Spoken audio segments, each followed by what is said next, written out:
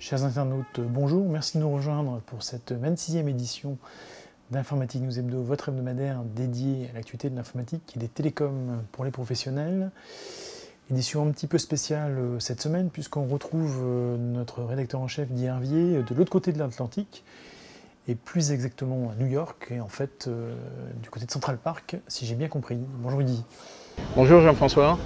Oui, alors effectivement, donc, comme vous pouvez le voir, on est ici en plein Central Park. On est juste devant le lac qui s'appelle The Lake et qui, derrière, c'est la longue avenue qui longe le parc qui s'appelle Central Park West. Et là, vous pouvez apercevoir le bâtiment qui s'appelle le San Remo.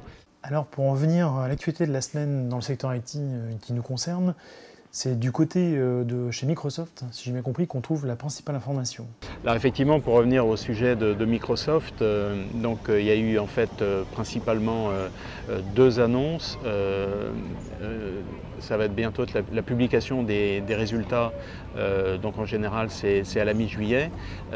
C'est juste juste après la conférence partenaire. Et donc là, les deux annonces qui ont été faites, la première, c'est que Microsoft a annoncé qu'il allait licencier entre 3 et 4 000 personnes, principalement hors des États-Unis. Donc ça, c'est pas une très bonne nouvelle. Principalement dans les forces commerciales et les forces marketing. Et donc en fait, 3 4 000 personnes sur 50 000 personnes qui sont employées à l'international. Donc ça représente quand même pratiquement entre 6 et 8% des salariés de Microsoft International. Et donc si on regarde, alors on n'a pas encore les résultats de l'année complète, puisqu'on sait que l'année fiscale de Microsoft se termine fin juin, mais on a déjà les 9 premiers mois, et si on regarde les résultats, bon, ils ne sont pas si mauvais que ça, puisque le chiffre d'affaires était à 66 milliards de dollars en légère croissance, puisque l'année d'avant c'était 64 milliards, et surtout le bénéfice net était à 14 milliards et demi contre 13,6 l'année d'avant. Donc bon, on voit quand même que Microsoft gagne encore pas mal d'argent. Donc on peut s'étonner un peu de ces espèces d'effets d'accordéon. Pourquoi pendant un certain temps Microsoft en embauche et puis tout d'un coup se dessaisit de 3-4 000 personnes alors que les résultats ne semblent pas l'imposer. Bon, enfin ça, et évidemment on ne sait pas encore comment ça va se décomposer dans les pays. Mais je crois que ce n'est pas la seule annonce du côté de chez Microsoft. Donc ça, c'était la première annonce. Et la deuxième, ça concerne alors d'ailleurs, les deux vont sans doute de pair. Ça concerne une vaste réorganisation. Et apparemment, c'est une information qui n'est pas encore officielle, mais qui a été diffusée par plusieurs journaux économiques.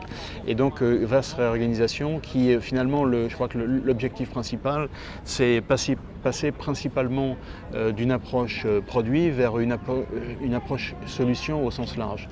Donc a priori il va y avoir deux grandes structures, une qui va être principalement tournée vers les très grandes entreprises, les très grands comptes où là en gros c'est toute la boutique Microsoft à la disposition de cette grande entreprise, et une deuxième structure qui sera plus focalisée sur à la fois les, je dirais, petites moyennes entreprises et sur des solutions spécifiques. Alors les grands pôles, ce sera par exemple applications et architecture, ça va être données et intelligence artificielle, ou ça va être espace de travail. Donc en gros c'est vraiment des grands pôles dans lesquels vraisemblablement Microsoft va construire des offres qui répondront à ces problématiques, qui s'inscrivent toutes d'ailleurs dans l'idée de transformation digitale. Et puis cette deuxième structure va être plus réorganisée sur, je dirais, des secteurs économiques. Donc il y aura évidemment les secteurs financiers, il y aura tout ce qui est secteur public, la santé, l'éducation, etc. Au total, 6 grands secteurs. Donc je dirais c'est deux annonces importantes pour Microsoft, juste avant l'annonce de ces résultats, de la publication de ces résultats, et des annonces qui sont vraisemblablement liées l'une à l'autre. C'est-à-dire que cette réorganisation finalement a donné la possibilité à Microsoft de se séparer, pour l'aspect commercial en tout cas, d'un certain nombre de postes. Donc on aura, je dirais, dans les semaines qui viennent, évidemment des détails un peu plus sur cette annonce Microsoft. Très bien, alors on change complètement de sujet et on parle du futur de l'informatique, en l'occurrence l'informatique quantique, Et on revient sur les annonces du sujet qu'on avait évoqué la semaine dernière, à savoir les annonces d'Atos en matière d'informatique quantique. On en sait désormais un petit peu plus. Les annonces ont été faites la semaine dernière à Bruxelles. Oui, alors donc Atos, on en avait parlé la semaine dernière puisque Thierry Breton l'avait indiqué quand il avait fait son intervention à DigiWorld. Il avait dit que le 4 juillet, à l'occasion des Atos Technology Days qui sont tenus à Bruxelles, Atos allait faire une grande annonce. D'ailleurs, c'est plus Bull qu'Atos, n'est-ce pas? Alors, quand on dit Atos, en fait, c'est ex-Bull, Bull qui a été racheté par Atos il y a quelques années et qui est toujours encore très présent sur le secteur des supercalculateurs. D'ailleurs, c'est en Europe le dernier fabricant, le dernier fournisseur de supercalculateurs. Et donc l'annonce qui a été faite par Atos, c'est l'annonce d'un simulateur d'informatique quantique. C'est-à-dire qu'en gros, Atos utilise donc ces systèmes de la famille Sequena, donc qui sont packagés et qui sont utilisés pour faire de la simulation d'informatique quantique, parce qu'on sait que la programmation pour ce type d'ordinateur est complètement différente des ordinateurs traditionnels. Et donc Atos propose 6 modèles qui sont packagés, donc qui vont de 30 à 40 qubits. Alors le qubit, on le sait, en fait c'est le bit de l'informatique quantique. Donc il est une appellation qui est assez proche, mais finalement qui est extrêmement différent du bit traditionnel. Mais cette annonce, elle n'est pas destinée à monsieur et madame tout le monde, ou plus exactement à l'entreprise lambda. Alors évidemment cette annonce, elle est destinée pour l'instant, elle n'est pas destinée à de vraies applications, mais elle est plutôt destinée à des chercheurs, à des développeurs, à des ingénieurs qui font de la recherche dans le domaine de la programmation quantique, je dirais pour se familiariser, pour développer les outils qui devront être prêts lorsque les vrais ordinateurs quantiques, ceux qui seront construits autour de processeurs quantiques, seront disponibles. Et d'ailleurs, quand on avait rencontré Philippe Duluc, qui est le responsable du programme informatique quantique chez Atos, il avait bien précisé que Atos était intéressé par tous les secteurs, sauf le développement du processeur quantique. Alors je crois qu'il y a aussi des annonces du côté d'IBM, n'est-ce pas? Et donc cette annonce fait écho à une information qu'avait publiée IBM il y a seulement 2-3 semaines, qui était là pour le coup l'annonce. Alors il y avait deux annonces simultanées. Il y avait la présentation d'un ordinateur quantique autour d'un processeur développé spécifiquement pour cette technologie-là, de 16 qubits. Donc ça, c'est des développements qui sont faits dans des laboratoires Watson d'IBM qui se situent à Yorkton Heights, à peu près 50 km au nord de New York. Donc ça, c'était le premier volet. Le deuxième volet, c'était la présentation d'un simulateur quantique à 17 bits, donc les deux étant évidemment accessibles non pas sous la forme de machines qu'on pourrait acheter ou louer, mais à travers le cloud, et donc là, de la même manière, à disposition des développeurs et des chercheurs. Très bien, mais quelles sont les applications envisagées ? Évidemment, les premiers domaines d'application de cette informatique quantique, c'est tout ce qui concerne la sécurité. Et Atos travaille d'arrache-pied dans ce domaine, puisqu'on sait que lorsque les premiers ordinateurs quantiques, les vrais, seront disponibles, tous les codes de sécurité pourront être cassés quasi instantanément. Donc ça veut dire qu'en parallèle à ces développements d'informatique quantique, il va y avoir de la programmation qui va être faite précisément pour développer de nouveaux codes de sécurité qui seront, eux, totalement incassables. Donc on le sent bien, hein, depuis un certain temps, Microsoft est présent, Google, il y a un certain nombre d'acteurs. En Europe aussi, il y a pas mal d'universités qui sont dans le domaine. Donc on sent que c'est quelque chose qui est en train de bouger, quand on parle aux spécialistes, ils ne sont pas vraiment capables de dire si ce sera pour dans 5 ans ou 10 ans, mais en tout cas, les choses évoluent et vraisemblablement, quand on aura besoin, puisqu'on sait qu'on est un peu confronté à la loi de Moore, quand on aura besoin d'un découplement de puissance, on a déjà les ordinateurs à orientation mémoire, dont on a déjà parlé, puisque HP a fait une présentation récemment. Donc ça, on a déjà ces systèmes-là qui sont disponibles. Et puis dans un deuxième temps, il y aura tout ce qui est informatique quantique qui sera prête à prendre le relais. Alors on revient à des choses plus terre à terre pour parler des relations clients-fournisseurs. Et visiblement, du côté de chez Oracle, il y a, comme on dit, de l'eau dans le gaz, puisque le SIGREF, qui regroupe, on le rappelle, la fine fleur des DSI français, enfin des principaux DSI français, pourtant un organisme très policier d'habitude, s'est fendu d'un communiqué de presse sur le sujet de ces fameuses, d'une étude, sur le sujet de ces fameuses relations entre Oracle et ses clients, à savoir les DSI. Oui, alors effectivement, je dirais que le tonnerre gronde depuis un certain temps chez les utilisateurs Oracle parce que on sait que déjà les pratiques commerciales d'Oracle ne sont pas, je dirais, les plus soft qui soient. Mais là, en fait, c'est une enquête qui a été réalisée par le SIGREF et puis par son homologue européen EuroCIO. Une enquête auprès d'une centaine de DSI de grandes entreprises pour savoir quelle était finalement leur perception, leur sentiment vis-à-vis de la politique commerciale d'Oracle. Et les résultats sont, je dirais, assez clairs. Pour Oracle, en tout cas, il devrait être considéré comme tel. Alors, que dit ce rapport ?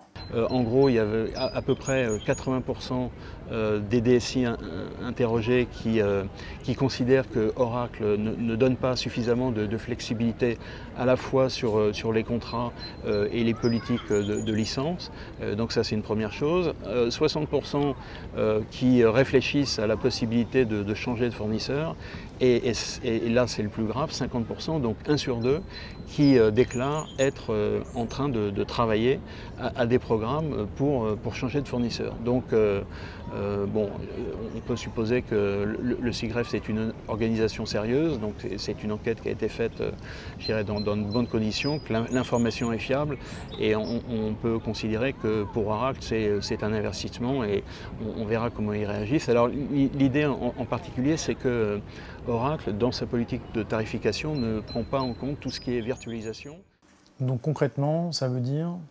Donc si par exemple on a je dirais une base de données qui est sur un système qui comporte 8 nœuds, qui est mise en œuvre dans une machine virtuelle qui utilise seulement 2 nœuds de la machine, Oracle tarifie sur les 8 nœuds.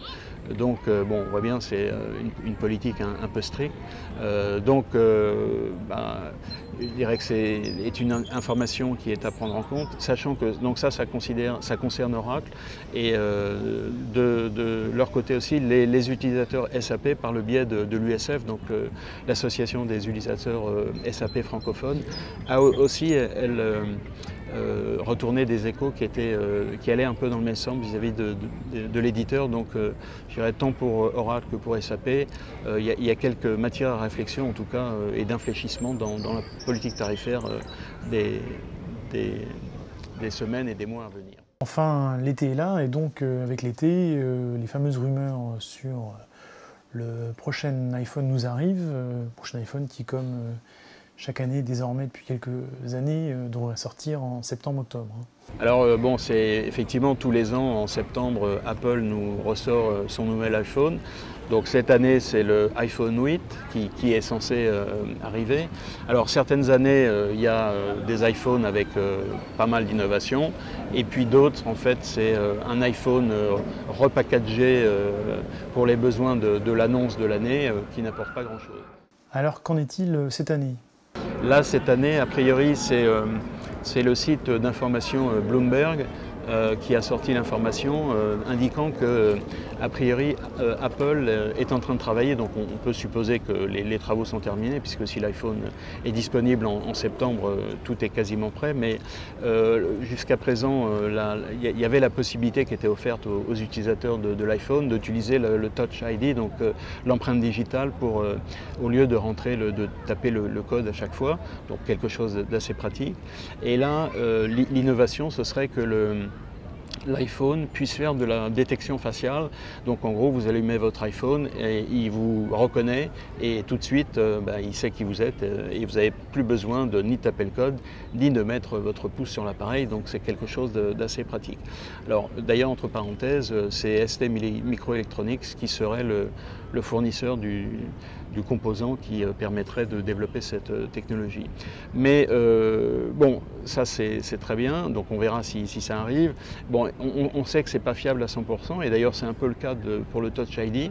Régulièrement, donc vous utilisez l'empreinte digitale, mais de temps en temps, l'iPhone vous redemande de taper le code pour des raisons de sécurité. Et là, on sait que la technologie faciale ne marche pas à 100%, donc ça marchera vraisemblablement 90-95% des cas, et puis dans les cas restants, on aura toujours le bon vieux système de l'empreinte digitale, et puis si ça ne marche pas encore, il faudra taper le code. Mais donc on attendra septembre pour voir cette annonce. Donc ça, c'est le premier volet qui doit arriver. Et le second volet? Et le deuxième, c'est le iOS, la version 11 qui doit être annoncée également. Et là, comme chaque année, donc il y a une espèce de décalage. Il y a un certain nombre de systèmes qui ne seront plus pris en charge. Donc on a fait cette semaine, plutôt la semaine dernière, un article sur l'obsolescence programmée. On est un peu dans ce cas de figure. Et donc là, il y a des modèles de l'iPhone qui sortiront et qui ne pourront pas passer sur iOS 11. Donc là-dedans, il y aura le 5, le 5C, qui ne sont pas des modèles pourtant si vieux que ça. Et puis l'iPad de 4e génération qui a été annoncé en 2012, donc qui a 5 ans. Donc ils seront exclus de l'arrivée de iOS 11. Donc pour l'instant, ce sont pas des informations qui sont officielles. Il faudra attendre septembre pour voir si elles se confirment. Mais en tout cas, je dirais qu'on a déjà quelques indications sur cette mouture iPhone 8 pour le mois de septembre. Enfin, pour conclure, on repart de la fameuse RGPD, ou GDPR d'ailleurs, avec une nouvelle étude qui finalement va dans le sens, si j'ai bien compris, des études précédentes. Oui, alors bon, on commence à en parler régulièrement depuis un certain temps. Il y a eu la publication de plusieurs enquêtes qui ont été faites par différents instituts. Et là, on sait que la date limite pour être conforme au GDPR, c'est mai 2018. Sinon, on le sait, les amendes sont loin d'être négligeables. Donc, il vaut mieux s'y préparer. Et là, c'est une étude qui vient d'être sortie par le cabinet IDC qui montre que seulement 10% pour l'instant des entreprises sont prêtes pour la GDPR. Alors, on est en juillet, donc mai 2018, c'est dans 10 mois. Mais en tout cas, il y a un peu de souci à se faire parce que je dirais que cette étude confirme des études dont on a déjà parlé qui montrent que il y a certainement un certain nombre, il y a pas mal d'entreprises qui ne seront pas prêtes en 2018. Alors est-ce qu'il y aura un délai supplémentaire qui sera accordé ou pas, ça on le verra. Mais en tout cas, c'est un sujet dont on a déjà parlé et dont on reparlera vraisemblablement jusqu'à mai 2018 et peut-être même après. Eh bien, merci Guy pour cette synthèse et ces images ensoleillées de Central Park. Merci à toutes et à tous de nous avoir suivis. Je vous propose de nous retrouver la semaine prochaine pour une nouvelle édition d'Informatique News Hebdo, toujours en compagnie de Guy Hervier de l'autre côté de l'Atlantique. En attendant, je vous souhaite une excellente semaine. À très bientôt. Merci.